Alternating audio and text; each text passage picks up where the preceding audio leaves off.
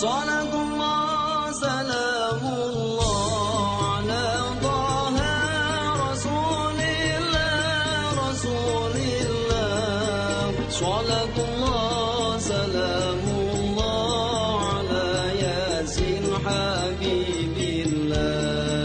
Salatullah salamullah ala Yasin Habibillah.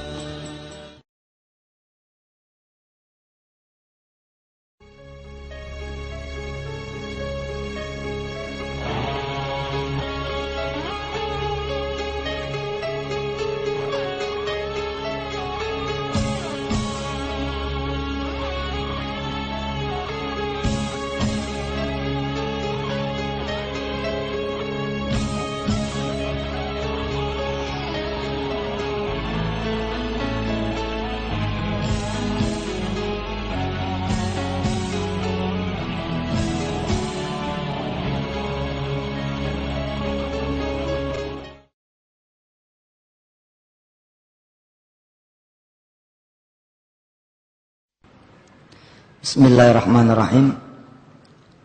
Assalamualaikum warahmatullahi wabarakatuh. Allahumma salli wa sallim wa barik ala sayyidina Muhammad wa ala alihi walhamdulillahi rabbil alamin.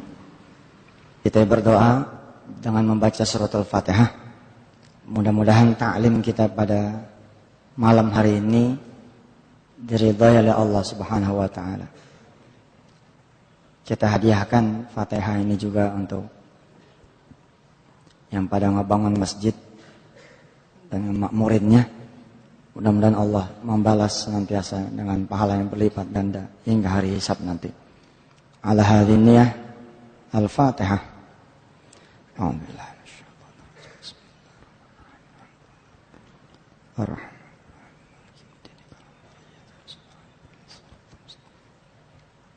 Suratal ladzina an'amta 'alaihim ghairil maghdubi 'alaihim waladdallin. Terima kasih. Beberapa pekan yang lalu ada datang ke pesantren, ke Darul Quran, seorang laki-laki ya, sepantar sama saya. Rupanya hari itu hari kesekian dia datang ke pesantren. Saya enggak memperhatikan. Kalau tiap pagi kan saya keliling pakai sepeda gitu ke pesantren, ngeliling sampai asrama belakang. Emang kelihatan, tapi enggak tahu kalau orang itu nyari saya. Sampai kemudian kira-kira hari ke-5 dia ketemu sama saya. Bermula dari saya punya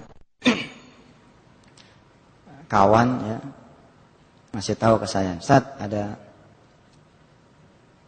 yang nyariin tuh, udah berkali-kali kemari." Ya udah, saya bilang, suruh temuin Ustadz Hendi aja, sama Ustadz Jamil. Nggak mau Ustadz, maunya ketemu Ustadz aja. Emangnya ada apa? Saya tanya. Katanya sih mau namain dia punya anak. Jadi minta tolong dinamain nama saya. Ya udah, saya bilang, kelihatannya lagi ada waktu nih, suruh masuk dah. Masuk nih orang. Gitu masuk. Emang dia ngomong, "Ustadz, saya minta nama buat anak saya." Saya tanya sama dia, "Itu anak siapa?" "Anak saya, Ustadz." "Terus kenapa saya ngasih nama?" "Ya, nama kan doa." "Iya deh." "Nama ente siapa?" Tulis tuh namanya. Udah kayak petugas sensus deh.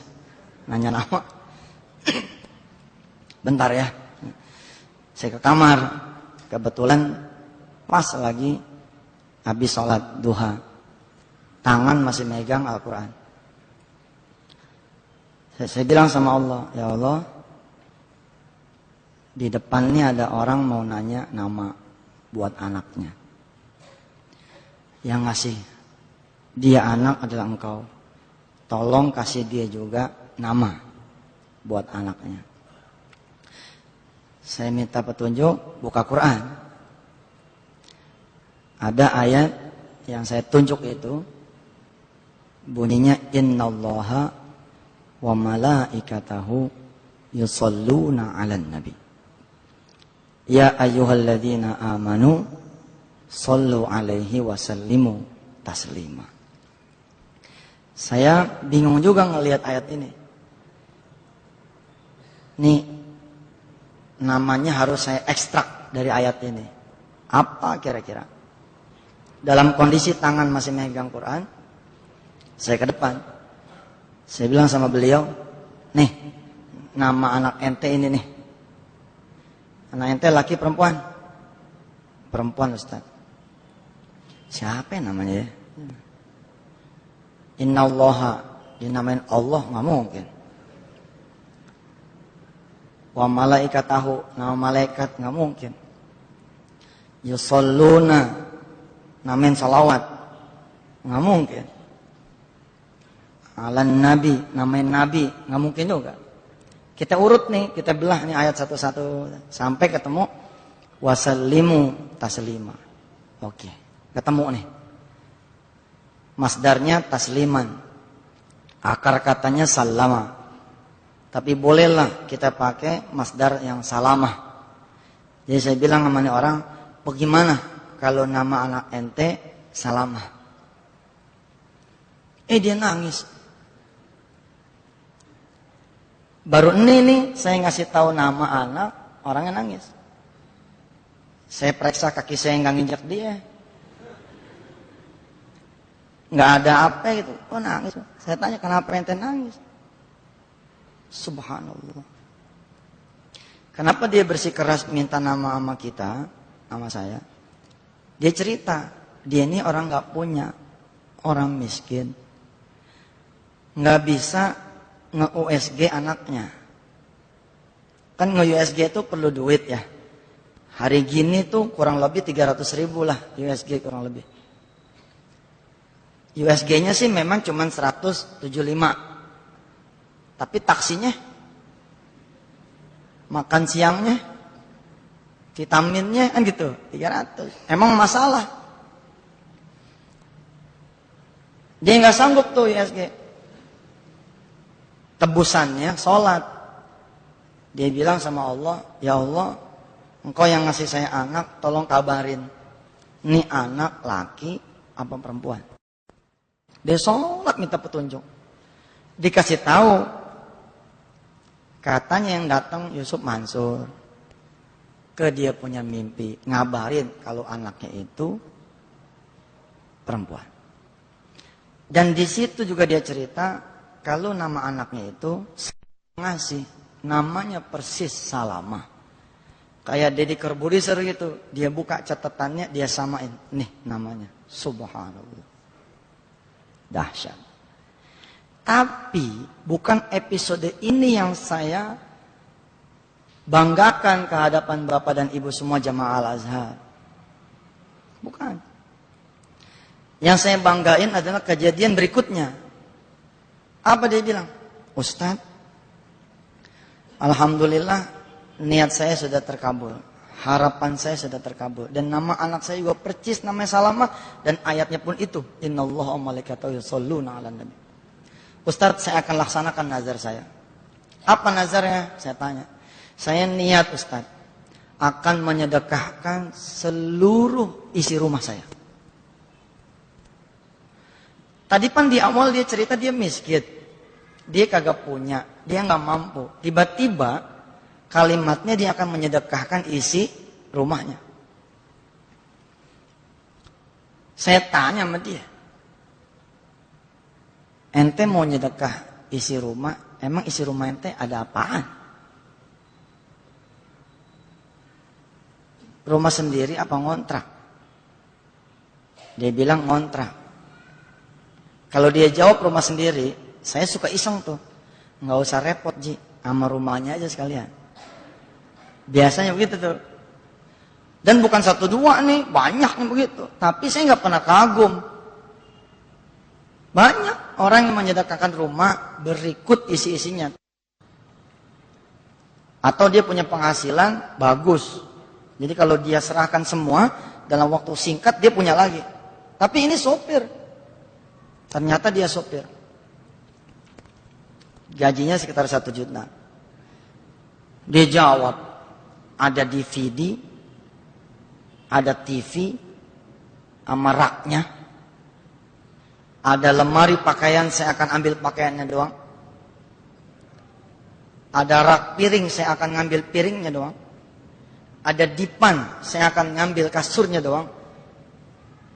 Ada termos, ada dispenser, ada apa lagi tuh. Pokoknya dia bilang, itu semua akan saya sedekahkan. Luar biasa.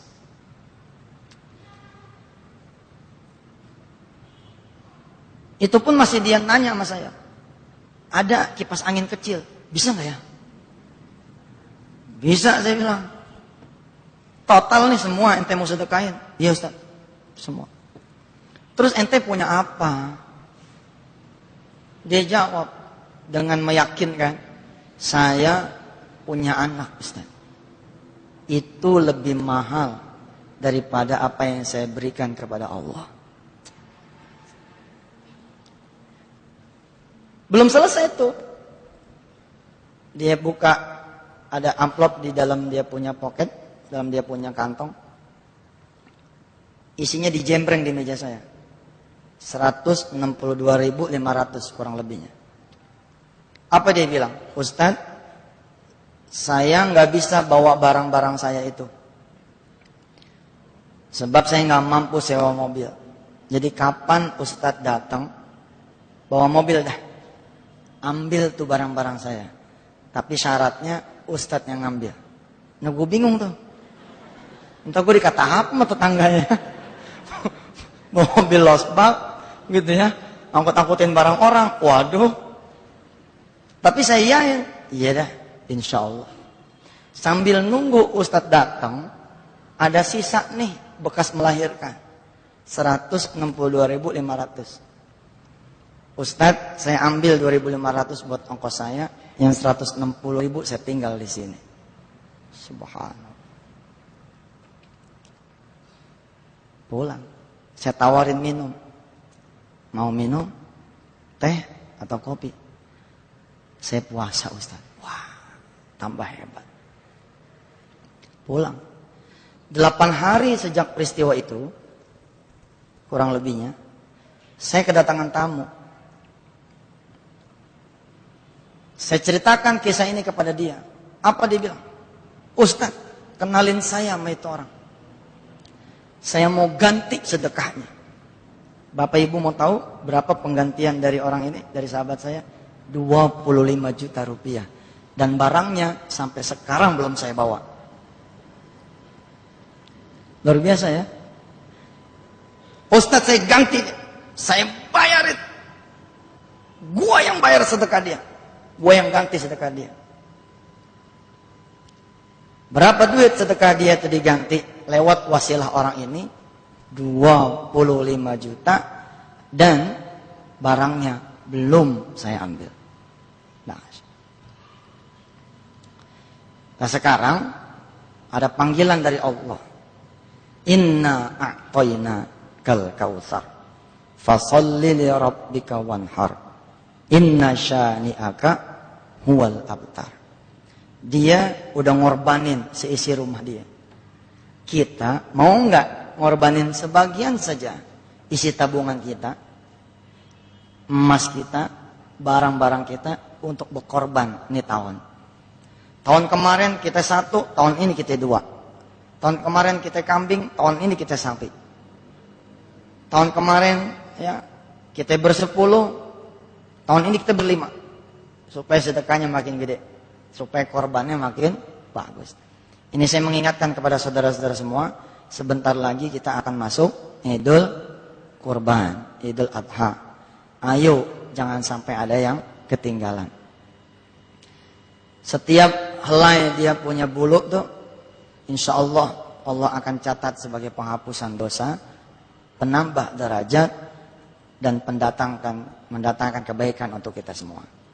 Insya Allah saya percaya muka-muka yang ada di sini udah muka sering berkorban semua. Ada yang korban perasaan, ada yang, iya kita tukar lah, kita tukar penderitaan kita, ya enggak? Kita visualkan begitu ini dipotong, saat itulah selesai semua masalah kita, semua urusan kita. Ya, insya Allah mudah-mudahan ini menjadi jalan buat kita semua. Bapak Ibu yang dirahmati Allah, coba silakan buka surah Az-Zumar. Surah Az-Zumar, surah ke-39,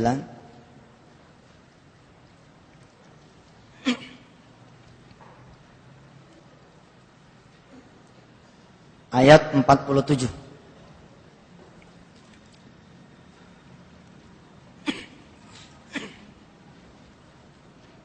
Surah Az-Zumar, surah ke-39, ayatnya 47. Kalau di Quran yang mushaf kayak begini, ini halaman 464. A'udzu billahi minasy syaithanir rajim. Walau anna lilladzina zalamu ma fil ardi jami'a wa mithluhu ma'ahu laftadaw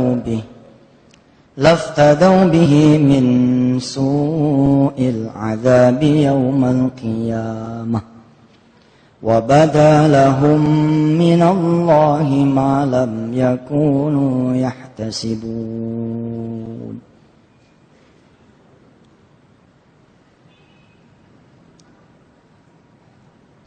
Walau anna lilladzina zalamu, kalau sekiranya orang-orang yang berbuat zalim, ma fil ardi jami'an, memiliki apa-apa yang ada di bumi, wa mithlahu, memiliki lagi yang serupa dengannya, ma'ahu, laftadau bihi min su'il azabi yaumal qiyamah.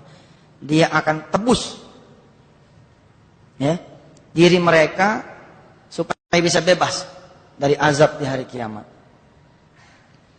Wa badalahum minallahi ma lam yakunu yahtasibun. Dan jelaslah bagi mereka azab dari Allah yang dulu sama sekali mereka tidak duga. Ada datang seorang kawan, Ustaz, anak terancam bangkrut. Habis sudah. Yang anak bangun sekian tahun, udah tinggal di depan mata hitungan hari. Besok udah bakal wassalam. Saya dengerin dia bercerita. Terus kalau itu terjadi, emang gimana? Aneh udah gak punya apa-apa dah. Terus saya bilang sama dia, kalau dengan tidak punya apa-apa tapi dosa ente dihapus, mau nggak?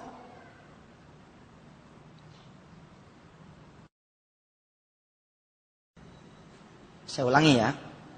Kalau dengan tidak punya apa-apa itu, Allah ambil nih, tapi dosa kita hilang, dihapus, mau nggak?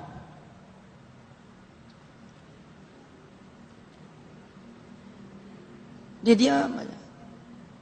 Yang pertama saya bilang, kalau sudah terjadi, redho.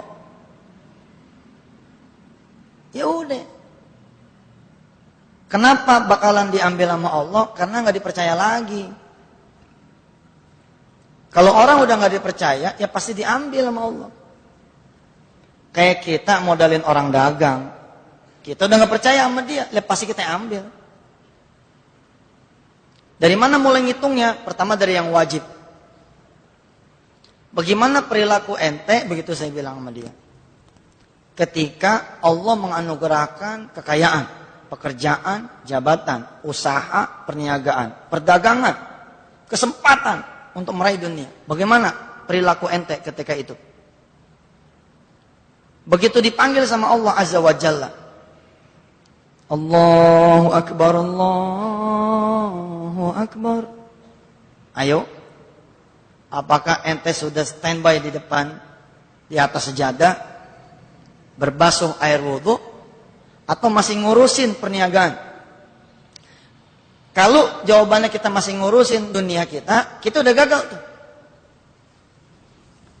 Kalau sekali-kali terlambat, sekali-kali kita tidak sholat tepat waktu, sekali-kali kita tidak berjamaah, sekali-kali kita tidak on time, wajar. Tapi kalau sekali-kalinya kita berjamaah, yaitu sholat id, ayah betul kalau sholat id doang ya. Untung kita punya sholat Jumat loh. Kalau tidak ada sholat Jumat tuh, niscaya ada orang-orang yang sama sekali nggak pernah berjamaah.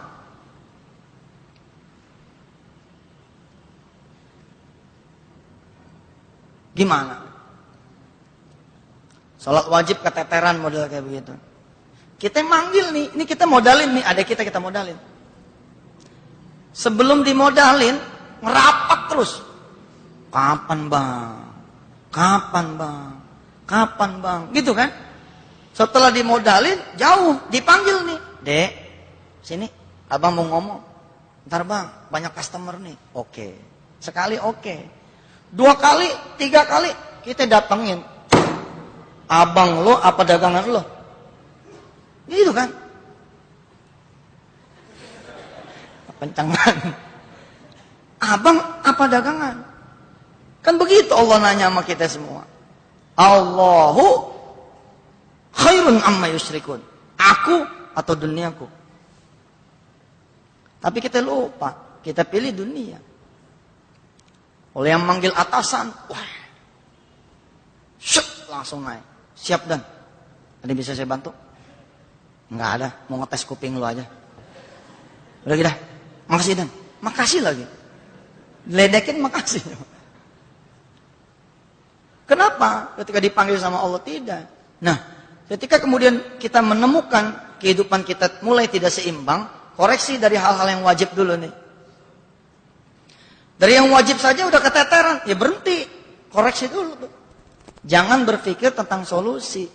Masih untung diambilnya di dunia. Coba kalau diambilnya di akhirat begini, kita nggak ada punya apa-apa lagi. Walau anna lilladzina zalamu ma fil ardi jami'a wa mithlahu ma'ah laftadaw bihi min su'il 'adzabi yaumal qiyamah وَبَدَا لَهُم مِّنَ اللَّهِ مَا لَمْ يَكُونُوا يَحْتَسِبُونَ.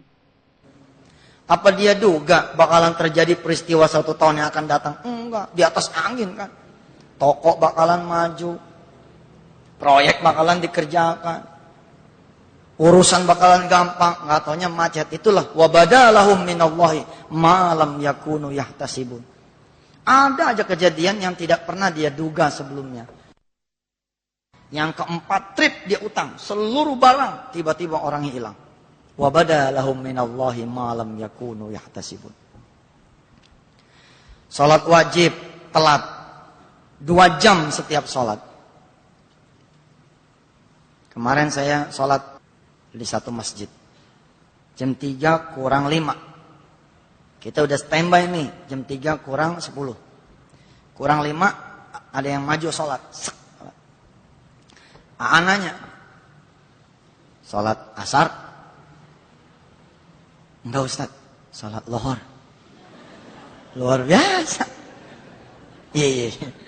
Gimana? Ya, silakan. Luar biasa Pak. Kita berburu dunia mau, ya, dipanggil sama yang punya dunia nggak mau.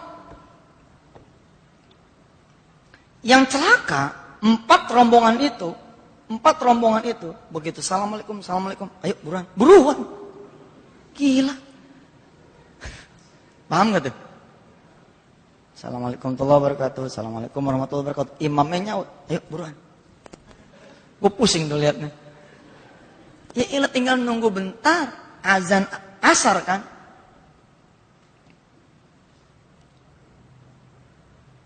Telat 2 jam sekali waktu. 1 hari berapa jam? 5 waktu. Kali 2 jam. Berapa jam tuh jadinya? 10 jam. Orang lain udah lari 10 jam, ente masih di tempat. Orang lain udah naik 10 langkah karirnya, ente masih di situ. Orang lain udah punya 10 toko, ente masih di situ. Orang lain rizkinya udah 10, kita masih 1. 1 hari 10 jam, 30 hari berapa jam? 300 jam. 300 jam itu lebih kurangnya 15 hari. 15 hari kali 1 tahun. 180 hari. 180 hari itu berapa bulan? 6 bulan. Nggak lucu kan? Dalam 1 tahun hidup kita, 6 bulan kita susah. Mana ada lucunya tuh? Saya bisa ngitungin ya. Mahasiswi, kenapa dia lulus tahun 2005, kerjanya baru di 2007. Dia lulus nih tahun 2005, kerjanya baru di 2007. Saya bisa hitungin. Kalau 6 bulan 1 tahun, dikali 4 tahun masa kuliah dia, 24 bulan. 24 bulan itu 2 tahun kosongnya. Terus ada yang bilang begini, teman sebangku gue gak sholat malah. Tapi begitu lulus kuliah, dia langsung kerja. Betul, tapi bapaknya tuh imam masjid. Ibunya tuh jagoan sholat. Di cover sama Allah, dikasih tuh. Kelebihan itu dikasih buat anaknya. Terus, hitung. Setelah yang wajib, ini orang ngangguk. Oh gitu Ustaz. Iya juga dia bilang. Terus sekarang yang sunnah. Yang sunnah bagaimana nih urusannya? Kita ngitung jangan yang sunnah yang bukan muakkadah. Kita hitung yang muakkadah. Qobliyah ba'diyah. Qobliyah ba'diyah itu gawat tuh kalau kita nggak kerjakan. Dulu kita belajar yang namanya sunnah kalau dikerjakan, tidak dikerjakan, tidak apa-apa. Karena kita belajar sampai bab situ doang, ya wassalam. Ya nggak apa-apa ji, namanya gue sunnah. Yang ini muakkadah. Kalau muakkadah itu dilakukan berpahala, tidak dilakukan berpotensi pahala. Berpotensi bahaya. Dalam interval yang terus-menerus kita tidak melakukan, ini akan memakan kita punya kehidupan. Salat duha. Salat duha itu utang kita kepada Allah. Kata Allah, kalian punya utang kepada diriku. Setiap ruas, rusuk kalian, sendi kalian, itu kalian harus bayar. Dari mulai bangun tidur, sampai bangun lagi. Lalu kata Rasulullah, cukup itu dengan 2 rakaat duha, Allah sudah mewahyukan kepada diriku, impas itu utang, lunas. Nah sekarang kita nggak bayar-bayar. Karena nggak bayar-bayar, pekerjaan kita hasilnya buat Allah. Usaha kita buat Allah hari itu. Tidak ditagih-tagih ya, karena Allah nggak nagih. Begitu sekali nagih, semua hilang.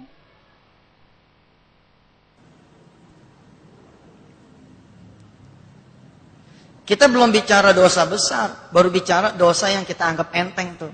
Melalaikan yang wajib, meninggalkan yang sunnah. Ini udah payah. Alhamdulillah Allah kasih kita ngaji pada malam hari ini. Mudah-mudahan kita bisa koreksi. Terus ayat 48-nya. وَبَدَا لَهُمْ سَيِّئَاتُ مَا كَسَبُوا وَحَاقَ بِهِمْ مَا كَانُوا بِهِ يَسْتَهْزِئُونَ.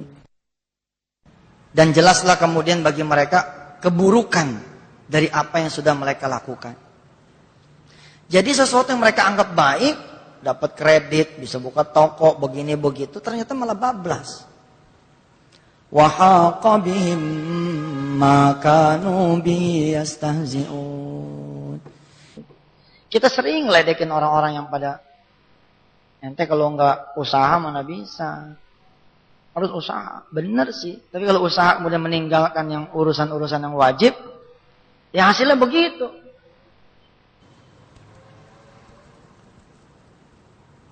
فَإِذَا مَسَّ الْإِنسَانَ ضُرٌّ دَعَانَا ثُمَّ إِذَا خَوَّلْنَاهُ نِعْمَةً مِنَّا قَالَ إِنَّمَا أُوتِيتُهُ عَلَى عِلْمٍ بَلْ هِيَ فِتْنَةٌ وَلَكِنَّ أَكْثَرَهُمْ لَا يَعْلَمُونَ. Kalau sudah begitu aja kata Allah, manusia menyeru kami. Tapi kalau kami berikan nikmat kepadanya, dia berkata, sesungguhnya aku diberi nikmat ini hanyalah karena kepintaranku. Kata Allah, sebenarnya itu adalah ujian, tetapi kebanyakan mereka tidak mengetahui. Qad qalaha alladhina min qablihim fama aghna anhum ma kanu yaksibun. Selalu begitu orang-orang yang mengatakan hal demikian, maka tidak berguna lagi apa-apa yang dahulu mereka kerjakan. Fa asabahum sayyi'atu ma kasabu walladzina zalamu min haula'i sayusibuhum sayyi'atu ma kasabu wa ma hum bimu'jizin. Lalu mereka ditimpa bencana dari akibat buruk mereka sendiri, dan orang-orang yang zalim di antara mereka juga akan ditimpa keburukan dari apa yang mereka kerjakan, dan mereka tidak bisa melepaskan diri. Ini yang menarik nih ayat yang buntutnya nih. Wa ma hum bimu'jizin. Enggak ada yang bisa lepas. Kayak orang main layangan tuh. Terus diulur gitu. Begitu nambah lagi kreditnya, diputusin sama Allah jalur jepret. Wah.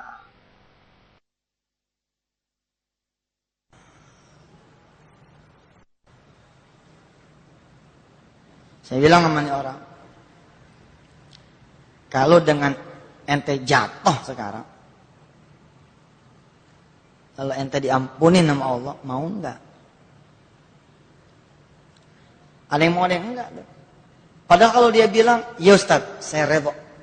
Kalau sudah redo, ngadep bang, ambil dah. Karena kita tahu yang ngambil pasti Allah, ya biar aja udah. Tapi saya jadi punya utang Ustaz, utang ke orang tua. Yang ngomong sama orang tua. Nanti orang tua saya ngomel, ya terima aja mau begitu. Istri saya kasihan tuh, kalau kasihan kenapa ente nggak jaga diri?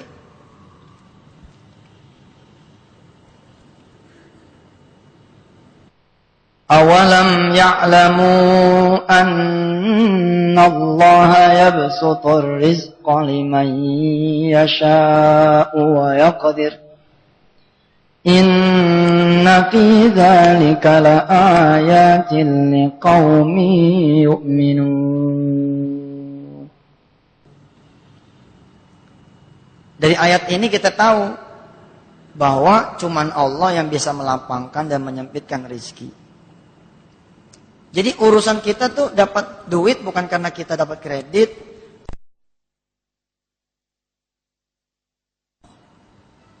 Lah begitu kita melupakan dia, ya habis juga semua apa yang kita usahakan. Sebelum ente pada kerja, yakin ente pasti berdoa. Ya Allah, ya Allah, ya Allah. Begitu kerja, yang paling pertama ditinggal itu Allah. Celaka enggak? Nggak sempet Ji, aneh nggak sempet lagi. Coba, segitunya kita sama dia, sampai nggak sempet. Allah datang nih di masjid ini, nungguin kita. Kita yang ditungguin nggak ada rasa ditungguin sama Allah. Harusnya kan ada rasa. 11 seperempat, setengah 12, 12 kurang seperempat, Allah dikit lagi datang. Matiin komputer, cekrek. Beresin meja, gulung tangan. Ngapain? Siap-siap ke masjid. Big boss datang. Big boss datang. Saat itu ada yang ngundang. Bos, undang makan siang tuh. Sambil meeting katanya. Bilangin sama dia. Ada yang lebih penting lagi nih. Apaan yang lebih penting? Allah Ji, sholat berjamaah. Wah, berat. Berat urusannya. Ya ntar gue sampein sama dia dah. Hebat ya. Saya cerita di dalam, saya punya buku. Ada anak muda. Jam 11 tank interview. Dia siap-siap dari subuh, siap-siapnya tuh. Bener nggak? Ingat nggak kita dulu? Bukan kita, lo, gue mah nggak pernah ngelamar. Situ ya, ingat nggak? Dari pagi udah kita bangun, udah apa, nggak mau kita telat datangnya pun 9:30 Pak. 9:30 datangnya. Kenapa kita khawatir takut nih jam lewat? Ternyata begitu jam 11 nggak ada tanda-tanda dipanggil. Saya bawa surat ini Mbak, ada interview jam 11. Ya tungguin aja situ. Coba, untuk urusan sepele kita mau nunggu. Tapi untuk urusan yang maha berat, sholat, kita maunya ditunggu. Gila nggak? How stupid we are. Betapa bodohnya kita. Bener nggak tuh bahasa Inggrisnya? How stupid we are. Iya, benar. Apa how stupid are we? Bodoh kali kita, bodoh betul, bodoh betul. 11 seperempat belum ada tanda-tanda, setengah 12 belum ada tanda-tanda, 12 kurang seperempat nggak ada tanda-tanda, kita bangun. Namanya kita anak masjid, bangun. Mbak maaf, kalau belum ada kepastian, saya izin sholat dulu, nanti habis sholat saya kembali lagi. Jangan, Bapak dikit lagi keluar, tungguin. Nggak bisa Mbak, ini udah waktunya sholat. Udahlah. Kali-kali aja nggak apa-apa. Bapak susah loh, janjian sama dia susah loh. Gila kan? Sama Allah kan kita punya perjanjian, yaitu waktu sholat. Emang ente pikir itu bukan perjanjian? Itu janji sama Allah, jamnya, minitnya, detiknya, terang. Dia ada buruj, ya, ada lintang. Semua benar-benar terperinci. Di mana lokasinya, tempatnya. Dan Allah memberikan kita kemudahan.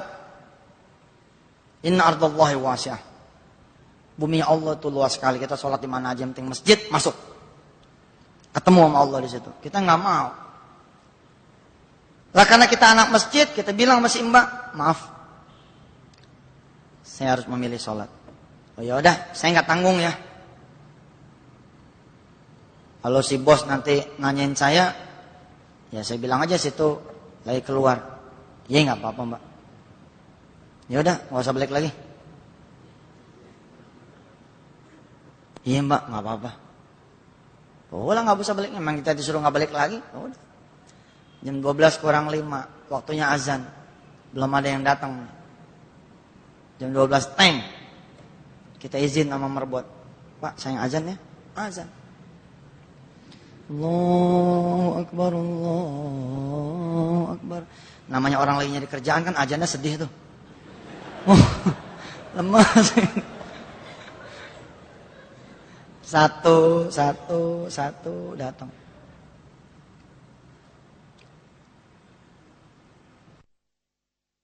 Ada satu orang bilang, "Qomat nih." Qomat. Ada satu orang di antara mereka masuk nih. Jadi imam. Setelah saya jadi imam, ini orang yang satu tetap diem di tempat. Terus ba'diyah. Beberapa orang di belakangnya badiah juga. Itu selesai, assalamualaikum, assalamualaikum. Ini orang kena asing ditanya nih masih imam. Kamu karyawan baru ya? Bukan Pak, saya lagi interview di sini. Oh, interview sama siapa? Disebut namanya sama Pak Anu. Jam berapa? Jam 11 tadi Pak. Oh, ya. Bisik-bisik nih orang ini yang 2-3 ini. Terus kata yang satu ini, imamnya jalan, Pak, kata bapak disuruh ikut. Suruh ikut kemana? Suruh ikut aja makan siang katanya. Makan siang? Subhanallah. Ternyata pimpinan itu, imam itu, ya pimpinannya kantor itu. Diangkat jadi manajer HRD. Program pertama, pecat tuh sekretaris yang tadi.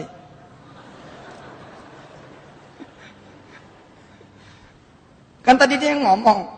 Ya udah kalau gitu jangan balik lagi. Kemudian malah jadi manajer HRD. Program pertama pecat tuh dia. Bapak Ibu yang dirahmati Allah, dosa-dosa yang begini nggak berasa. Nah di tausiah terdahulu kita udah belajar tuh tentang 10 dosa besar. Saya juga cerita, ada satu orang nih, dia datang kepada saya tahun 2003 mengeluh tentang pekerjaan yang tidak kunjung dia dapatkan. 7 tahun. Nggak main-main, 7 tahun. Saya kasih tahu sama si fulan, kemungkinan hidup itu 2, ujian atau azab. Ujian itu enteng sebentar. Kalau azab lama, berat. Kalau ujian itu statis, kalau azab cenderung bertambah. Tinggal kemudian diidentifikasi, namanya muhasabah. Ada 10 dosa besar nih yang mesti dijawab dengan jujur. Nomor 1, kita udah belajar syirik sama Allah, mempersekutukan Dia. Makin modern orang, jangan dikata makin nggak ada urusan sama klinik, makin banyak urusan sama klinik. Sama Allah nih, jangan pernah main-main. Yang kedua, masalah sholat. Yang ketiga, sama orang tua. Yang keempat, zina. Yang kelima, rizki haram. Yang keenam, judi, mabok-mabokan di situ tuh.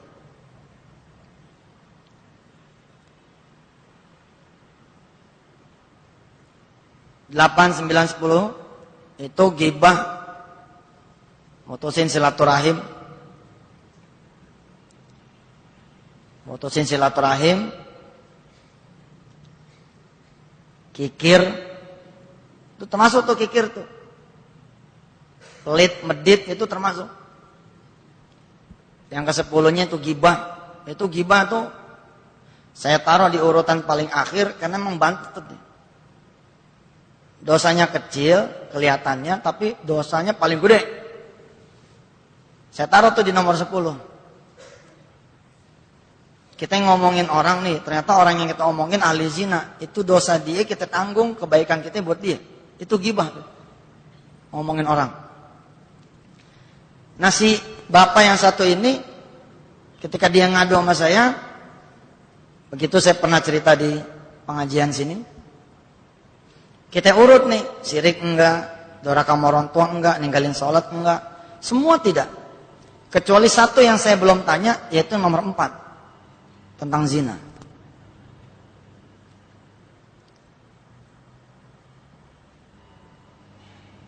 Karena curiga ini orang berbuat zinanya bukan dengan istrinya.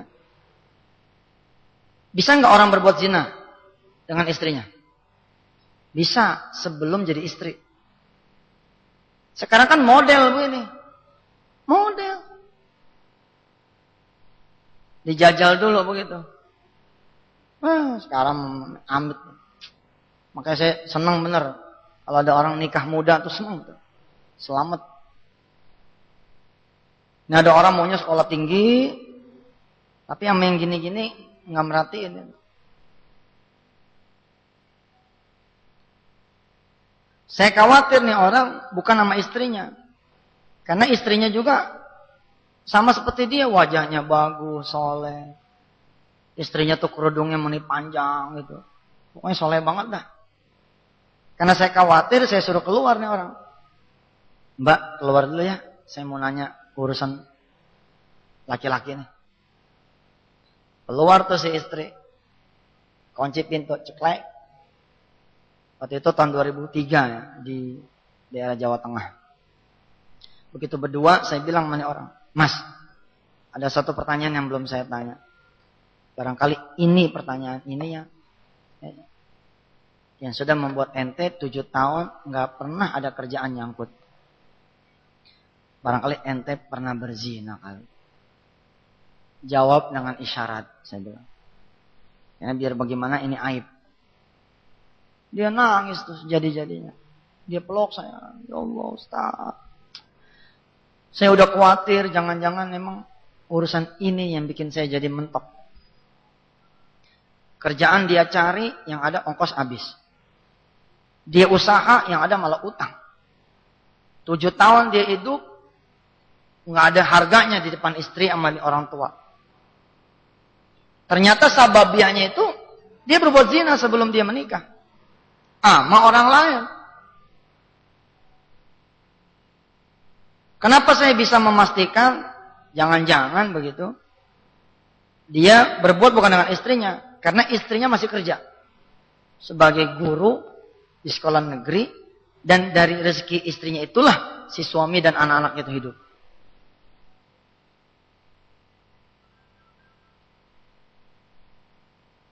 Terus dia nanya, apa hubungannya Ustaz? Zina sama saya tidak dapat pekerjaan. 1, coba buka surah Al-Furqan. Buka dah.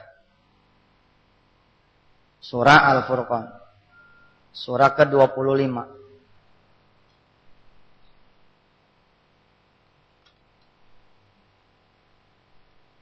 Ayat 68.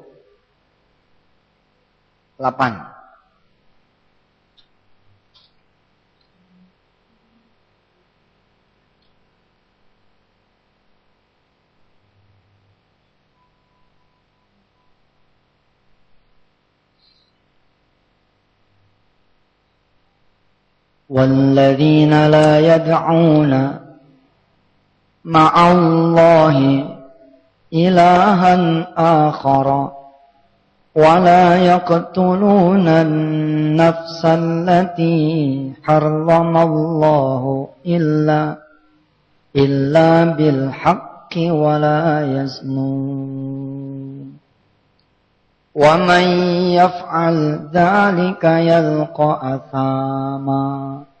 Lihat tuh. Wala yaznun, dan tidak berzina. Kalau dia berzina, wa may yaf'al dzalika yalqa athama. Dia akan dapat hukuman yang berat. Kalau bahasa yang lain, yalqa athama tuh begini. Dia dikalungin dengan kalung yang namanya kesusahan. Itulah yalqa athama.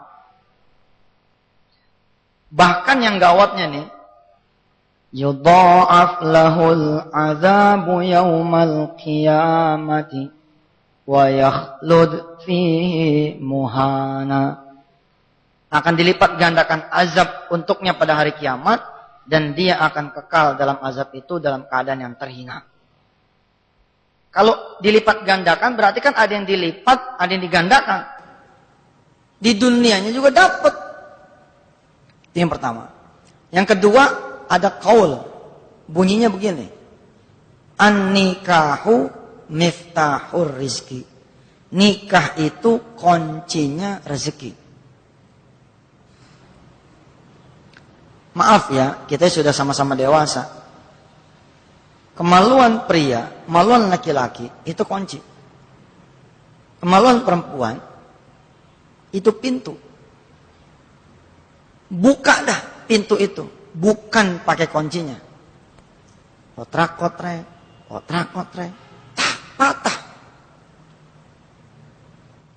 Halal masuknya itu pintu, kunci ke pintu itu kalau di akdun nikah. Tapi kalau tidak, maka tidak halal. Oh, tidak halal, patah. Patah apanya? Patah rizkinya. Lah kita sepakat rizki itu tidak harus selalu uang. Termasuk juga pekerjaan. Pekerjaan itu ke rizki. Sehingga ada orang-orang yang jago zina, itu pekerjaan mati dia. Enggak pernah ada tuh pekerjaan. Hasil usaha juga rizki. Ada orang yang kerjaannya banyak, proyeknya banyak, nggak pernah ada hasilnya. Anak juga rizki. Ada orang berumah tangga sampai sekian lama, tapi nggak dikaruni anak. Lalu kemudian dia memuhasabahkan dirinya dan mendapatilah dia bahwa dia dengan istrinya dulu berzina. Lalu kemudian sekarang menerima kenyataan bahwa dia tidak punya anak, ya sudah, nasibnya emang begitu. Putus rizki yang berupa anak. Langgengnya rumah tangga juga rizki. Ada yang begitu nikah Agustus, Desember cerai. Keluar di infotainment karena ini kita tidak akur, baru ketahuan, baru tidak selar. Enggak. Yang aslinya itu Allah mematahkan rizki berupa kelanggangan rumah tangga. Hubungan yang harmonis juga rizki. Ada rumah tangga yang isinya ribut terus ribut. Perkaranya satu, sebelum dia menikah dia berdua berzina. Kebetulan Allah menjatuhkan hukumannya di urusan harmonis rumah tangganya itu. Habis, sampai dia sadar, dia tersungkur, dia bertobat, baru tuh rumah tangganya benar. Baru tuh dia punya anak, baru tuh dia punya kerjaan, baru tuh dia punya hasil proyek, baru tuh hidupnya bebas dari utang. Baru tuh dia punya hidup benar.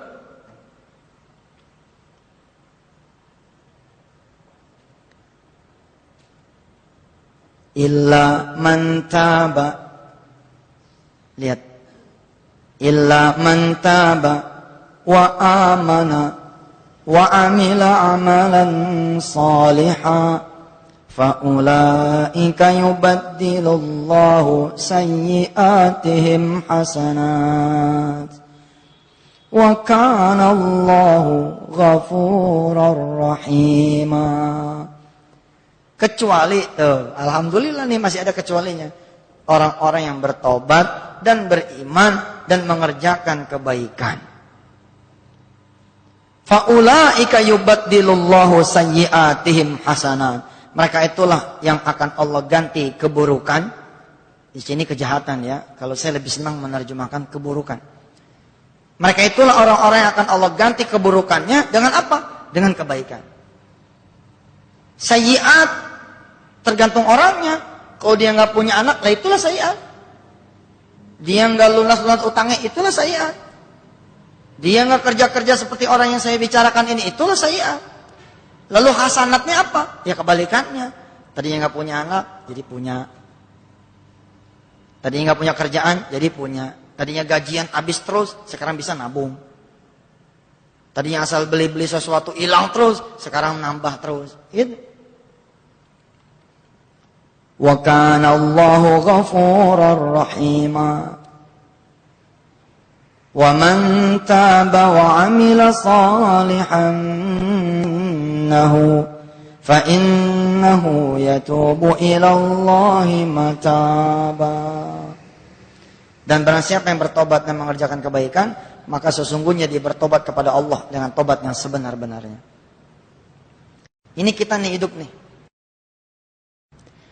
Lalu kita berbuat dosa, doyong nih. Doyong. Udah tinggal stik nih, dikit lagi ambruk. Lalu kita bertobat. Bertobat itu menghentikan gerakan. Kan begitu nih. Harusnya begini. Tapi kita bertobat. Begitu tobat, ditopang. Amal kebaikan, naikin lagi. Kalau kita tobat doang, di sini. Tapi emang kita kudu fair. Kita kudu jujur sama Allah. Ada orang-orang yang baru masuk gelanggang sedekah, baru masuk gelanggang tahajud, baru masuk gelanggang duha, pengen urusannya selesai, sementara dosanya begitu banyaknya di mata Allah Subhanahu wa taala. Harusnya impasin dulu nih, tegak dulu nih, sek gitu. Begitu tegak baru di jalan lagi. Bangun dulu, nggak bisa kita jalan, bangun dulu. tabung dosa, tabung amal. Kita berhenti di posisi 98 dosa kita, 0 keburukan kita nih, kebaikan kita 0. Begitu posisi di sini baru tuh mulai terang. Ada berita proyek, mulai ada berita ada orang meminjemin duit, mulai ada. Tapi sebelum itu bahkan sering ditiban sama Allah. Ditiban itu bukan karena kita tidak disayang, justru karena disayang supaya makin cepat. 97 1. Oh gitu ya. 96 2. Terus sampai akhirnya 49 51. Kalau posisi nyawa kita berhenti di 51 dosa 49, kita punya amal baik, ini alamat nih.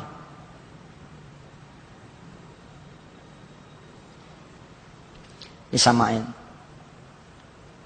Jadi saya bilang ke ini orang, ya sudah, ente bertobat aja dulu. Dengan bertobat bisa nggak kehidupan kita senang lagi? Bisa. At-Tahrim surah ke-66 ayatnya 8.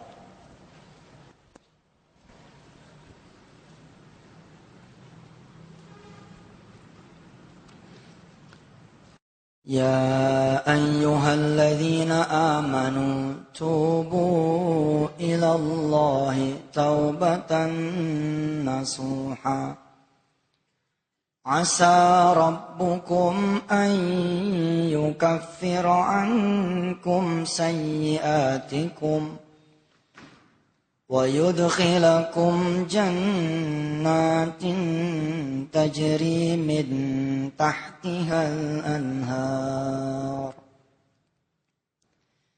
يوم لا يخزي الله النبي والذين آمنوا معه نورهم يسعى بين أيديهم وبأيمانهم يقولون ربنا أتمم لنا نورنا واغفر لنا إنك على كل شيء قدير. Kita disuruh sama Allah supaya taubat. Taubat apa? Taubat nasuha. Di sini kita lihat tuh. Asa rabbukum. Mudah-mudahan Tuhan kalian semua akan mengampuni kalian. Akan mengubur kesalahan-kesalahan kalian dan memasukkan kalian ke surganya Allah. Hari di mana Allah tidak akan mempermalukan orang-orang yang beriman bersama Nabi. Nuruhum yas'a baina aydihim wa biaymanihim yaquluna rabbana atmim lana nurana waghfir lana innaka ala kulli syai'in qadir.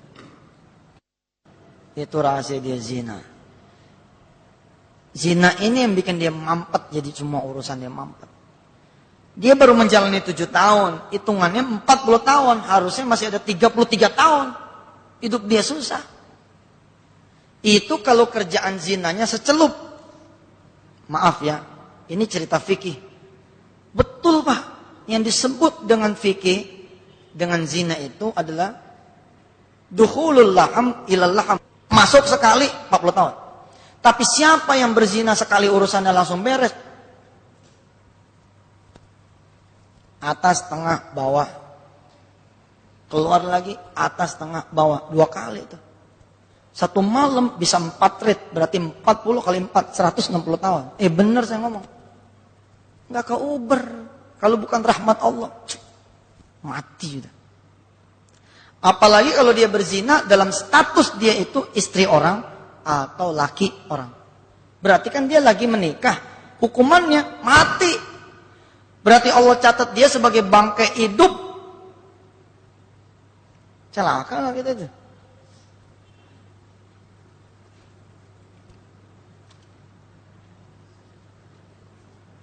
Pekerjaan yang begini udah dianggap enteng sama manusia. Udah dianggap enteng. Tayangan-tayangan televisi, anak-anak kita. Di institusi yang pakai alif lam saja sekarang namanya aurat sudah bukan lagi hal yang tabu. Di institusi yang namanya alif lam, gua nggak tega nyebutnya nih. Di institusi yang pakai alif lam, yang namanya aurat nggak berlaku di sini. Gua kalau jadi rektornya nih, betulan nih, gua tutup tuh kelas, lu pulang sana, pakai yang benar. Nggak perhati ya. Bagaimana di institusi yang tidak pakai alif lam? Udah ada masjid bagus kayak begini, sholat di toilet. Bagaimana urusannya? Kalau saya jadi ketua DKM, saya kunci nih masjid. Kita pindah ke toilet, nemenin anak-anak mahasiswa. Dikasih masjid bagus, sholat di parkiran. Ngelingnya nggak tanggung-tanggung, Timur Tengah punya. Itu kan potret buat kita, Ji. Di tengah yang memegang disiplin ilmu saja, begitu. Komo, istilahnya komo gitu ya. Bagaimana lagi yang di luar? Ini kan prihatin kita. Pegangan tangan biasa. Duduk bersanding dengan yang bukan muhrim biasa. Udah biasa banget, nggak ada lagi takutnya gitu orang. Padahal itu pengaruh sekali ke urusan dunia tuh pengaruh betul. Nggak percaya ya, habis orang itu datang, kemudian salaman sama saya dan saya bilang bertobat, lalu saya bilang katakan sama dia, sudahlah, Allah itu maha pengampun. Maha pengampun. Nggak percaya, kita balik lagi ke surah yang tadi, surah Az-Zumar. Surah Az-Zumar kita terusin. Tadi kan sampai ayat 52 toh. Az-Zumar surah ke-39. Kita berangkat ke ayat 53-nya. Lihat nih.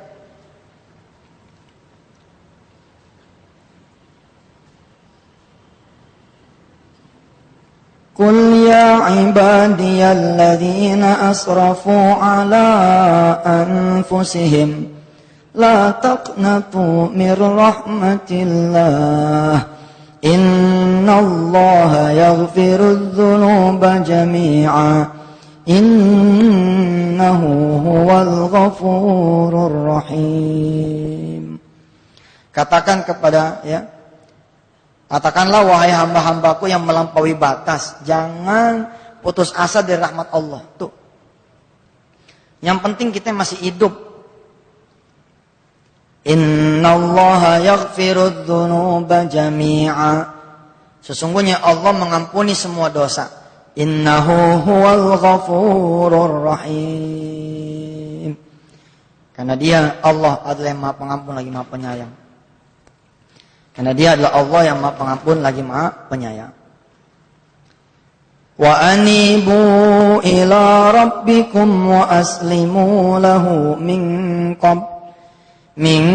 qabli an ya'tiyakumul adzabu thumma la tunsarun. Maka kata Allah, cepat kembali kepada Tuhanmu dan menyerahlah kepadanya sebelum datang azab yang kalian semua tidak sempat lagi ditolong.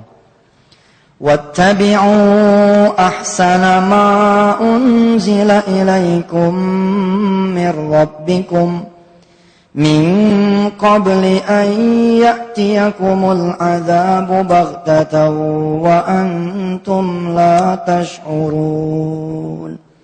Dan ikuti sebaik-baiknya Al-Quran sebelum datang buat kalian itu azab yang tiba-tiba yang kalian tidak menyadarinya. Cepat balik ke Allah, cepat balik. Sudahlah, nggak ada juga orang nggak punya dosa, semua punya dosa. Tapi mumpung ada kesempatan, Ustadz saya bakal dieksekusi besok, masih ada jeda tuh, cepat balik. Itu bisa diatur sama Allah. Bisa diatur sama Allah. Waktu Allah yang punya. Tapi kalau kita nggak perhatian namanya begini-gini, kita dimakan. Setahun, 2 tahun, 3 tahun ketemu tracknya, itu ujian.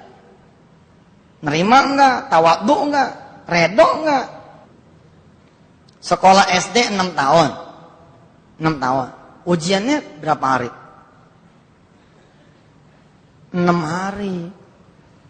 Masa iya kita sekolah 6 tahun, ujiannya 6 tahun? Kalau hidup kita penuh dengan ujian, memang itu sejatinya hidup. Tapi dalam perangkat berpikir muhasabah, ya kita mikir. Bisa dibenerin nggak? Bisa. Kuncinya bawa ke Allah. Bawa. Kalau perempuan tuh ya, itu kanker rahim. Betul tuh, kista. Kanker payudara. Emang situ pikir mudah apa penyakit datang ke badan yang suci ini? Ini terlalu keras saya ngomong dan menyakitkan orang yang punya penyakit itu. Tapi ini mikir, ini buat kita. Not for the others. Bukan buat yang lain, buat kita. Karena belum tentu juga orang yang punya penyakit kanker itu asalnya dari azab. Enggak, ada juga dari ujian. Tapi mboya mikirlah. Maaf ini memang masjid, tapi ini kita pengajian udah terlanjur pengajian fikih begini. Dari mana judulnya penyakit-penyakit kayak begitu coba? Binatang hidup, virus hidup. Kalau laki-laki itu memang urusannya ekonomi, urusannya kehormatan, kemuliaan. Kalau perempuan memang rata-rata penyakit tuh. Makanya kalau nggak mau beresiko, tutup rapat tuh. Tutup rapat betul. Berhijab yang benar. Buat apa kalau udah begitu kan kita sendiri yang memang susah gitu.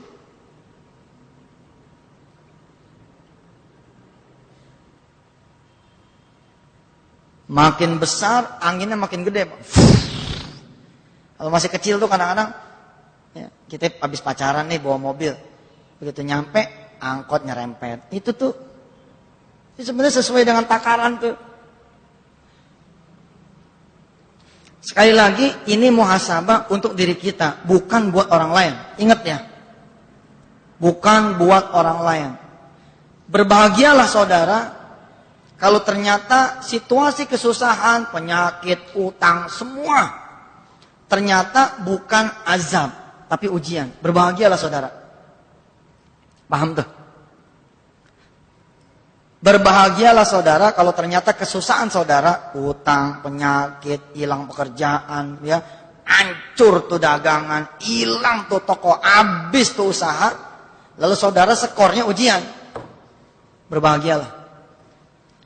Tapi lebih berbahagialah lagi saudara kalau saudara ketemu ternyata azab. Kenapa lebih berbahagia? Nabbi ibadi innani anal ghafurur rahim. Kabarkan kepada hamba-hambaku, sesungguhnya aku ini Tuhan yang Maha Pengampun. Cakep enggak? Kita tinggal datang pada Allah, sujud yang betul, diangkat tuh kanker. Datang sujud sama Allah, diangkat tuh penyakit. Sujud, diangkat itu utang. Sujud, diangkat semua kesusahan. Itu janji Allah. Hebat enggak Allah?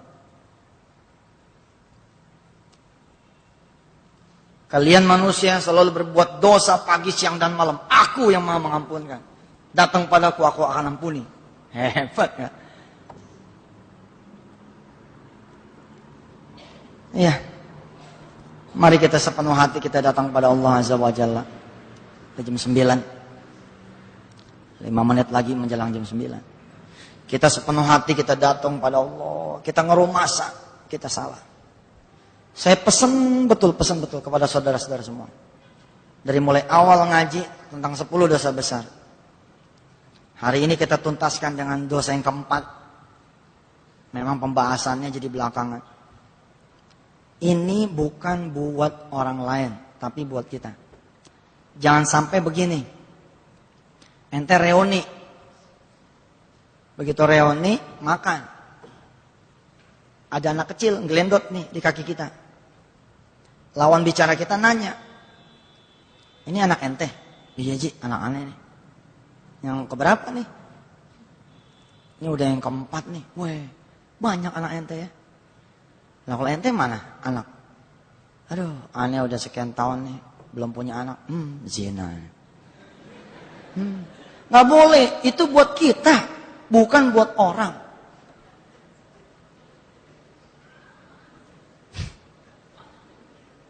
Ada lagi ditanya. Ente anak banyak begini bisa ngempanin. Emang tuh, aduh, aneh pekerjaan nih, sampai sekarang belum dapat. Ya, zina. Salim, ini buat kita. Tapi boleh juga kita bisikin tuh teman kita yang lagi terbaring lemah. Tahun 2003 saya kecelakaan. Wah, ini kepala saya hancur. Koma 1 hari. Kemudian saya dirawat di Fatmawati. Ketika dirawat itu, sebelah saya orang Kristen. Datang tuh biarawati, pastor datang. Kunjungan nih, visit. Subhanallah. Itu dipegang tuh tangan yang sakit. Ini rohaniawan ini nanya nih sama si Fulan. Masih percaya sama Tuhan enggak?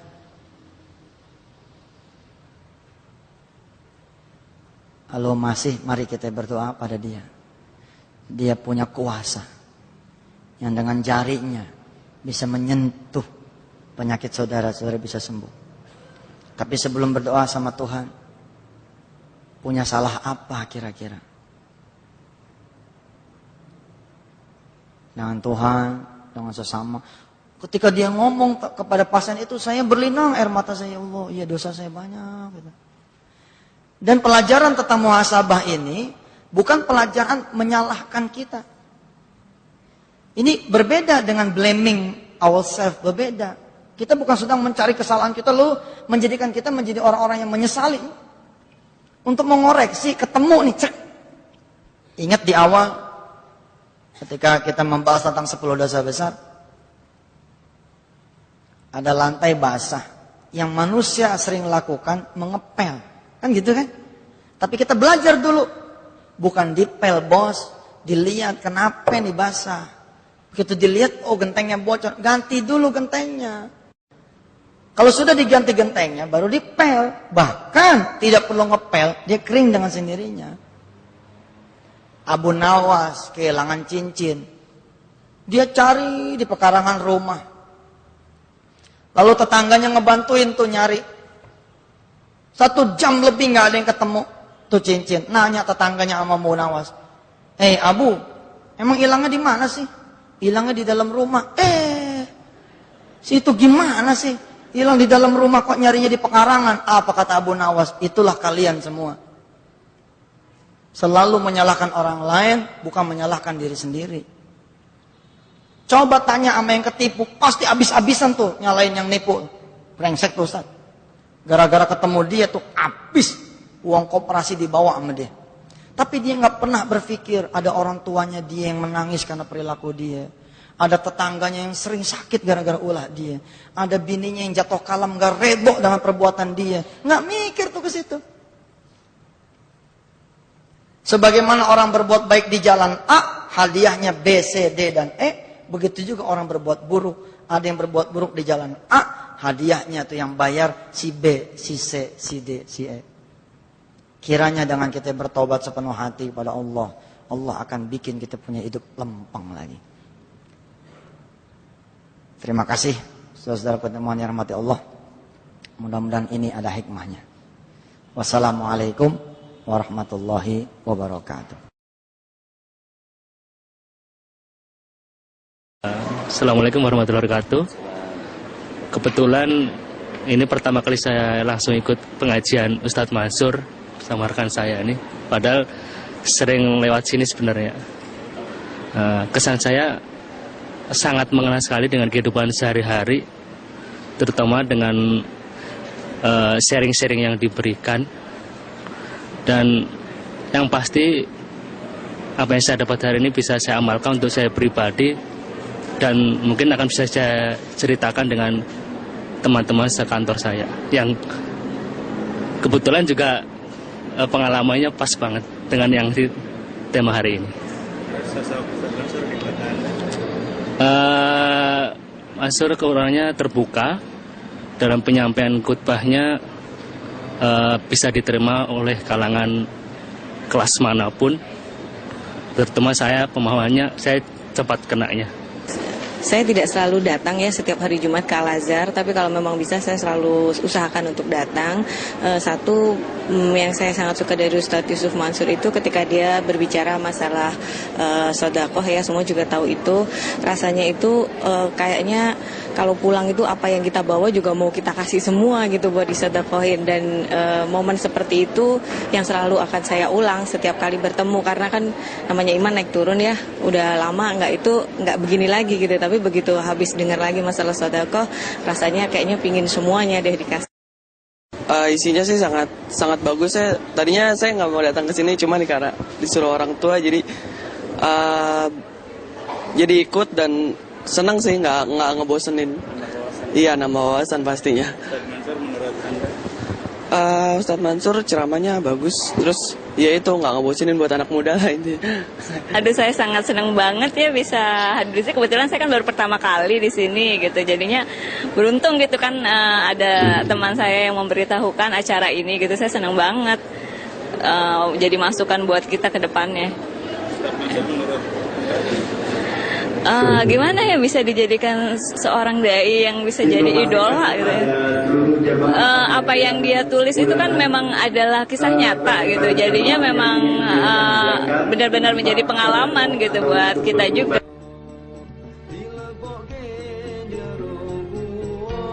Tanpa bantal tanpa kloso.